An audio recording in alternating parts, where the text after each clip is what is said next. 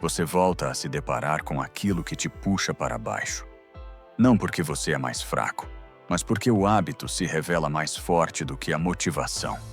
E você sabe disso pelo vazio que sente pela manhã, pelo sono interrompido à noite, pela forma como se explica só mais uma vez e acaba caindo no mesmo ciclo. Você está cansado de sua própria inconsistência. Você está cansado de pessoas que fingem apoio, mas na verdade são uma mochila de lixo emocional. Você está cansado de pensamentos que retornam como um tanque, altos, confiantes e destruindo tudo que você construiu. Este vídeo não é sobre mais uma motivação fria ou uma lista de o que fazer. É sobre uma mudança prática. Não apenas remover o que te sobrecarrega, mas desenvolver em si a capacidade de não pegar isso de volta. Você verá por que a simples decisão de recomeçar falha repetidamente. Porque a força de vontade funciona como uma lanterna. Brilhante, mas por pouco tempo. Porque os hábitos não são inimigos, mas consequências de necessidades não atendidas. Ao final do minuto, você sentirá. Não se trata de tentar se tornar uma pessoa perfeita, mas de tentar parar de ser sua própria armadilha. Você receberá algumas diretrizes concretas, não filosóficas, mas práticas, que permitirão que você reconheça o momento em que você se estende para trás e suavemente, mas firmemente, pare. Você irá descobrir quais 3 sinais em seu corpo e em seus pensamentos geralmente prevêem o retorno ao antigo: fadiga, necessidade de conforto imediato e a sensação de vazio que precisa ser preenchido. Você aprenderá a dar a si mesmo uma resposta diferente a esse sinal em uma única ação curta. Se você está passando por uma decepção consigo mesmo, se há coisas que você largou e pegou de volta, este vídeo é para você. Ele não promete um caminho fácil, mas dará um mapa, onde você mais frequentemente tropeça, quais armadilhas parecem ajuda, e como estabelecer um limite simples para não começar tudo de novo. Vamos começar encarando a verdade, e não alimentar mais velhos hábitos com justificativas. Agora é especialmente importante falar sobre como não escolher o que te puxa para trás. O mundo acelerou. Informações, contatos, tentações, tudo disponível 24/7. Nesse ambiente, as verificações de vontade comuns já não funcionam. O cansaço se acumula, os limites se desfocam, e você frequentemente descobre que faz aquilo que prometeu a si mesmo não fazer. A situação não está na sua fraqueza pessoal. Ela reside na estrutura do seu dia e nos hábitos que se solidificaram em resposta ao estresse, solidão ou perda de apoio. Você não está sozinho nisso. As pessoas param de ler para se esconderem no feed. As pessoas voltam a relacionamentos que as prejudicam, porque são familiares, porque isso oferece conforto rápido. Alguém atende o telefone novamente depois da meia-noite e se convence de que tudo está sob controle, embora no dia seguinte sinta vergonha e culpa. Estas são cenas repetidas, e elas seguem um único roteiro: cansaço, busca por consolo rápido, alívio temporário, arrependimento. E de novo, é exatamente esse ciclo que analisaremos. Aqui estão 2 observações que é importante notar agora. A primeira, você frequentemente retorna a velhos hábitos em momentos de diminuição de recursos. O cansaço e a sobrecarga fazem com que seu sistema de defesa falhe. Você começa a escolher o que é fácil, não o que você realmente precisa. A segunda, muitas coisas prejudiciais não aparecem de repente. Elas se disfarçam de ajuda e conforto. Isso significa que a luta nem sempre é externa. Muitas vezes é um diálogo interno que convence você de que, mais uma vez, não fará diferença. Portanto, é importante entender: O caminho não é um gesto único de recusa. É a construção da habilidade de não recomeçar. Nas próximas partes, analisaremos 3 níveis de trabalho: como reconhecer os gatilhos, como projetar regras de comportamento simples e como criar um ambiente que não lhe lançará tentações antigas. Também veremos exemplos reais de pequenos rituais diários a relacionamentos e mostraremos como pequenas mudanças nas respostas levam a grandes mudanças nos resultados. Agora, antes de passarmos aos detalhes, lembre-se da última vez que você disse a si mesmo: acabou, não farei mais.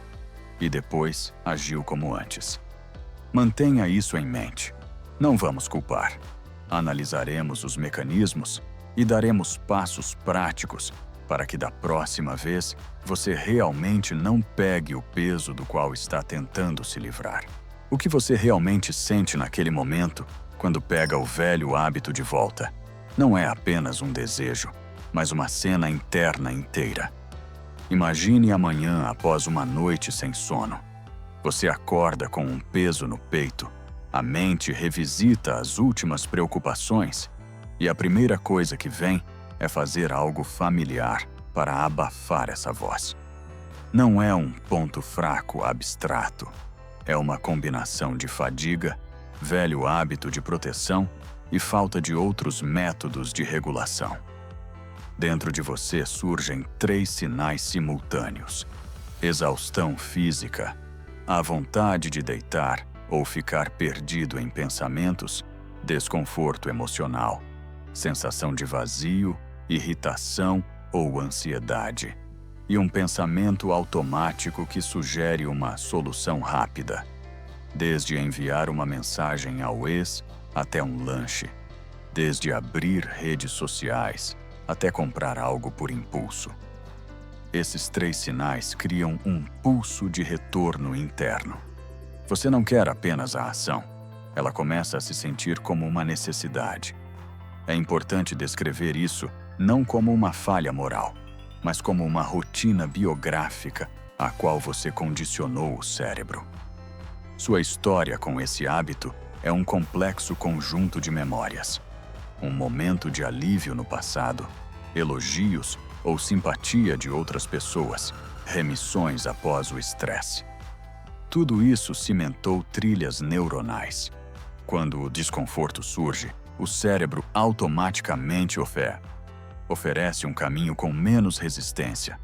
Você sente não tanto culpa, mas um acolchoado familiar. E voltar a ele dá a ilusão de segurança. O diálogo interno nesses momentos muitas vezes soa semelhante. Só mais uma vez não vai fazer mal. Eu mereço isso. Eu não vou suportar se não fizer agora. Essas frases não são apenas justificativas, são padrões que reforçam a ação do hábito. Elas transferem a responsabilidade pela escolha, deslocam tudo para a categoria "preciso sobreviver agora". Você começa a se mover por inércia e depois se surpreende com quão rapidamente se encontra novamente no mesmo lugar. Mais uma componente importante da sensação é a vergonha e a autocondenação que vem depois. Mas a vergonha não é o começo, é uma consequência. Ela aparece porque você compara seu comportamento agora com o ideal: eu não deveria ter feito isso. E essa vergonha alimenta uma nova tentativa de corrigir rapidamente, que frequentemente é mais uma explosão de vontade e quase sempre resulta em fracasso.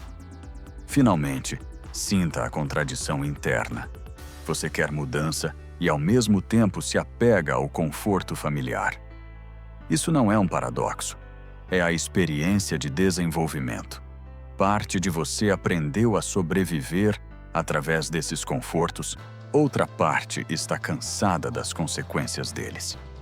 Desvendar esse sentimento significa separar 2 níveis: o prático, o que exatamente você está fazendo e quando, e o significativo, por que isso funciona para você. Sem esse diagnóstico, todos os conselhos sobre vontade e autodisciplina permanecerão superficiais. É importante reconhecer, não como uma justificativa, mas como uma base. Você não é fraco. Você é humano com uma história. E essa história o ensinou a recorrer a certos meios de sobrevivência. O primeiro passo é ver isso claramente. Por que esse estado surge? É uma questão sobre o sistema e não sobre o caráter. No nível do cérebro, tudo é muito pragmático. Hábitos são uma economia de energia. Quando o recurso é limitado, o sistema escolhe o caminho com menor resistência. Mas a razão não é apenas biológica. As raízes estão nas situações e decisões tomadas em diferentes períodos da vida. Os primeiros métodos de se acalmar que tiveram resultado se repetem como padrões. Imagine uma criança que chora e recebe chocolate ou atenção. O medo desaparece, a conexão se forma. Um adulto que busca conforto inconscientemente ativa o mesmo mecanismo. Portanto, a resposta é preciso querer mais. Não funciona. Você está lutando contra o que te formou. A seguir, o nível social. O ambiente e as tecnologias hoje estão organizados de forma a fornecer reforços rápidos quase instantaneamente. Notificações, curtidas, conversas à noite, tudo incentiva reações imediatas. Em momentos de fadiga, o algoritmo preferirá o que proporciona uma resposta emocional rápida. Isso não é apenas uma metáfora, é uma fusão prática do ambiente externo com seus gatilhos internos. Adicione a isso o ritmo da vida moderna. Sono irregular, multitarefa constante, limites borrados entre trabalho e descanso. E a imagem se torna clara. O sinal voltar ao conhecido aparecerá com mais frequência. O terceiro nível, expectativas culturais e crenças. Muitos de nós crescemos com posturas como: se está ruim, é necessário fazer algo. Conforto é sinal de sucesso, ou não posso me negar. Essas crenças criam uma permissão para o comportamento e removem barreiras. Elas desempenham o papel de um protocolo interno que se ativa automaticamente. Quarto ponto: a ausência de alternativas. Mesmo que você reconheça o problema, pode simplesmente não ter outros hábitos que substituam os antigos. Um espaço vazio precisa ser preenchido com algo. E se você não tiver técnicas de regulação, respiração, movimento, uma curta caminhada, conversa com um amigo, é fácil voltar ao antigo. Finalmente, é importante o fenômeno dos pequenos gatilhos, que parecem insignificantes, mas se acumulam. Fadiga após uma reunião, um comentário de um colega, um lembrete inesperado nas redes sociais. Pequenos sinais tornam-se pontos de ativação. Compreender essa origem multifacetada do estado é a chave. Então, em vez de se autoflagelar, você começa a trabalhar com os fatores. Reduzir fontes externas de reforço, cultivar novos reguladores, mudar crenças e criar alternativas simples e acessíveis. Essa é uma abordagem sistêmica. Não esforço maior, mas reconstrução das condições que tornam o retorno menos provável. Um erro comum é confiar na força de vontade como único instrumento e usar formulações absolutas. Na próxima vez, eu com certeza vou parar. Nunca mais. A partir de amanhã. Ou então. Isso cria uma necessidade dramática de ser perfeito agora. E as consequências são previsíveis. Assim que o recurso diminui, a vontade se desliga e você volta ao antigo. Mas há uma armadilha ainda mais sutil. Tentativas de esconder o problema ou explicá-lo a si mesmo e aos outros com justificativas suaves que não mudam o comportamento. Exemplos. Você promete ao parceiro: não vou mais ligar, mas não muda os hábitos noturnos. Você exclui o aplicativo, mas deixa o acesso de outro dispositivo. Soluções superficiais funcionam como um curativo para uma ferida profunda. Outro grande erro é achar que a conscientização do problema é suficiente. Eu sei que isso é ruim. É um ótimo começo, mas insuficiente. A conscientização muitas vezes vem acompanhada de planejamento mental. Eu não vou fazer isso. Mas o plano permanece uma declaração sem conexão com o contexto, com os gatilhos e com os mecanismos de contenção específicos. Portanto, o retorno se torna resultado da falta de uma parte operacional. Quando uma estratégia de si, então, é necessária uma simples sequência de ações, e não uma promessa global. Outro erro comum é subestimar os rituais que cercam o hábito. Muitos hábitos não existem isoladamente. Eles estão embutidos em cadeias. Por exemplo, estresse noturno, assistir a um seriado, batatas fritas com o telefone, mensagem para o ex. As pessoas tentam parar o último elemento, mensagem, e se surpreendem porque isso não funciona, porque os nós anteriores não foram tocados. É necessário desmontar a cadeia, não arrancar o elemento mais visível. Também é comum o problema do perfeccionismo e das extremidades.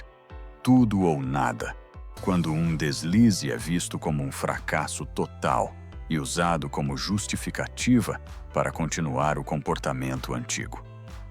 Isso transforma um erro em um catalisador de recaídas. Resultado: uma estratégia baseada em proibições e vergonha quebra sob a primeira pressão. Por fim, as pessoas se esquecem do apoio e da responsabilidade. Querer mudanças na mente não é suficiente. Se você vive em um ambiente que reforça o comportamento antigo ou não tem forma simples de feedback. O erro é pensar que as mudanças ocorrerão sozinhas. Na prática, é necessário ter pelo menos um apoio externo, uma regra com um amigo, uma estrutura clara para o dia, alternativas preparadas em momentos de fraqueza. Sem isso, até as melhores intenções permanecem belas palavras.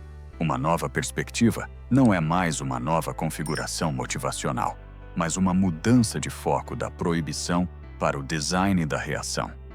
Em vez de não fazer, você projeta o que fazer em vez disso. Este é um princípio que muda tudo. O cérebro não sabe não fazer. Ele sabe ações e reforços.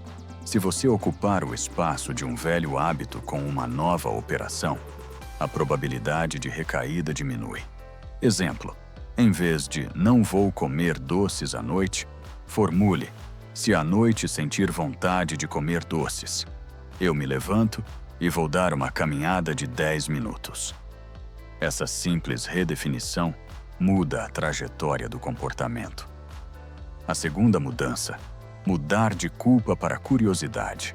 Em vez de se criticar a cada recaída, investigue. Em que momento a escolha mudou? O que mudou no corpo, no ambiente, na fala, na sua cabeça? Essa abordagem não alivia a responsabilidade, mas a torna construtiva. Você deixa de ser o juiz e se torna um observador do processo, atento, específico e pragmático. Isso permite identificar os pontos críticos e ajustá-los. O terceiro elemento: regras claras de mínimo dano. Não é necessário exigir altos padrões imediatamente. Crie uma regra que você com certeza cumprirá mesmo em estado de cansaço. Por exemplo, se sentir um vazio, eu pego um copo d'água e faço um exercício de respiração por 2 minutos. Ou, se a noite for entediante, eu envio uma mensagem a um amigo com o texto "Como você?". Essas regras reduzem o espaço para o impulso e oferecem um micro-ganho, que é sentido como controle. A quarta abordagem: projetar o ambiente. Não se pode subestimar a força de pequenos obstáculos. Remover embalagens visíveis, deixar o celular em outra sala, ativar bloqueadores de notificações após as 21 horas. Esses detalhes atuam como buffers entre o gatilho e a ação habitual. Quando você diminui o número de caminhos fáceis, a chance de não recair no velho aumenta. Finalmente, a linguagem da identidade é importante. Em vez de "eu sou uma pessoa que recaí", experimente formulações que reflitam movimento. "Eu sou uma pessoa que não pega o que me puxa para trás". Isso não é um feitiço mágico, é um marcador que ajuda a tomar pequenas decisões na direção certa. Mudar a perspectiva não é a eliminação súbita de dificuldades, mas uma ferramenta que fornece vários pontos de apoio práticos. Substituição da ação, investigação das causas, regras de mínimo dano, arquitetura do ambiente e nova identidade. Juntas, elas tornam o retorno ao antigo menos provável. O que começa a mudar quando você age de forma diferente? Não são sempre grandes sucessos. Muitas vezes, são pequenos deslocamentos que se acumulam. O primeiro sinal: diminuição da intensidade da vergonha. Quando você para de agir de acordo com o mesmo roteiro, o ciclo automático de adoecimento, vergonha, novo adoecimento desaparece. Em vez disso, surge a sequência situação, resposta consciente, pequena vitória, confirmação. Como resultado, você perde o drama habitual e volta ao modo de controle, e não ao de cavar na culpa. Em seguida, ocorrem mudanças corporais. Menos tensão no peito, sono mais tranquilo, menos recaídas de insônia. Essas mudanças nem sempre são significativas de imediato, mas são perceptíveis. Os pensamentos matinais tornam-se mais claros. Você acorda com menos frequência devido a pensamentos intrusivos. Este é um marcador importante, porque muitas decisões foram tomadas a partir de um estado de estresse crônico. E quando o estresse diminui, decisões simples tornam-se mais acessíveis. Do lado de fora, surgem novas relações com o ambiente. As pessoas começam a notar a sua consistência. Você se anula menos, estabelece limites de forma suave, mas firme. Isso muda a dinâmica nos relacionamentos, de um negativismo oculto para uma comunicação honesta. Por exemplo, em vez de chamadas secretas às 3 da manhã, você pede uma reunião e fala diretamente sobre o que precisa. Isso cria um espaço para apoio, e não para sussurros na escuridão. O quinto efeito: aumento do controle sobre o tempo e a atenção. Quando você reduz a quantidade de escolhas, aquelas pequenas distrações que consomem energia, você recupera horas que antes eram gastas na recuperação após recaídas.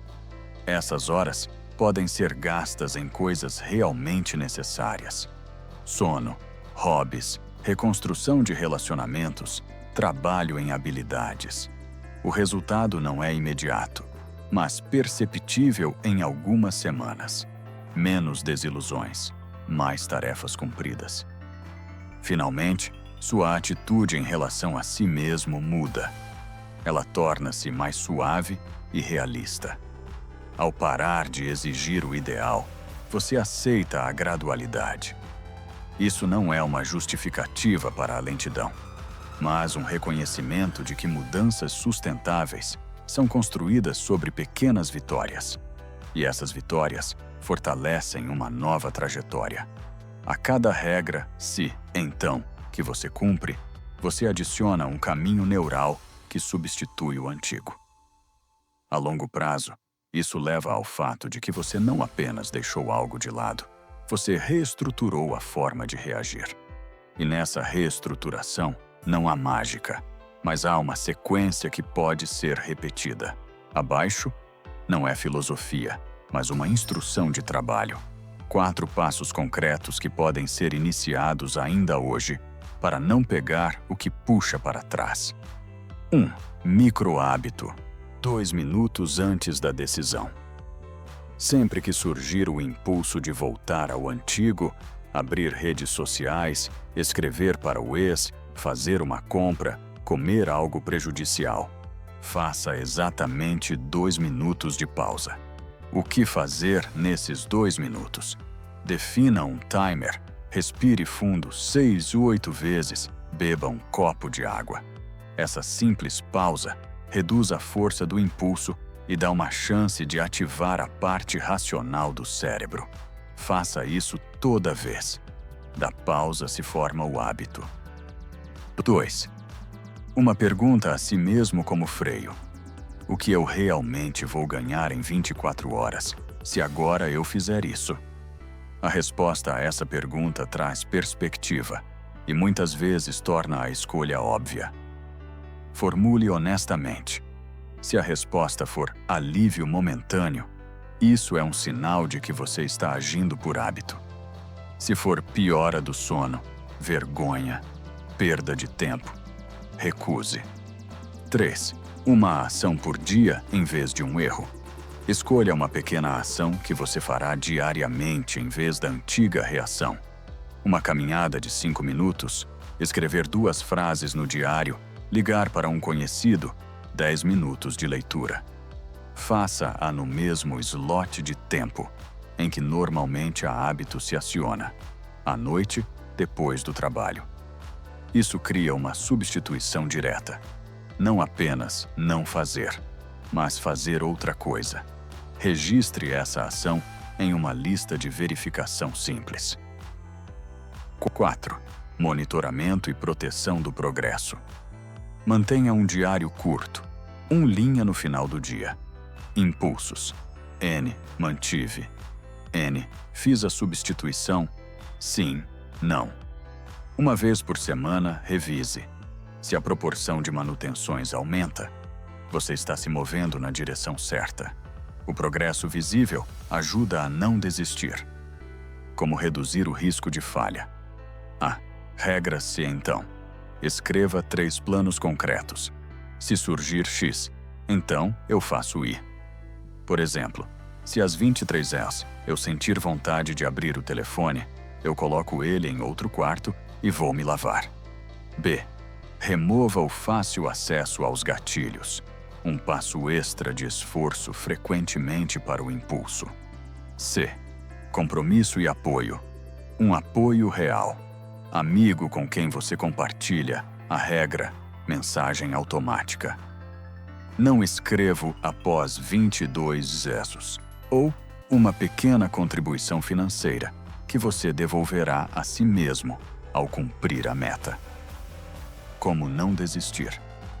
Faça as regras tão simples que até você cansado possa cumpri-las. 2 minutos de respiração, 5 minutos de caminhada, uma anotação. Pequenas vitórias se acumulam.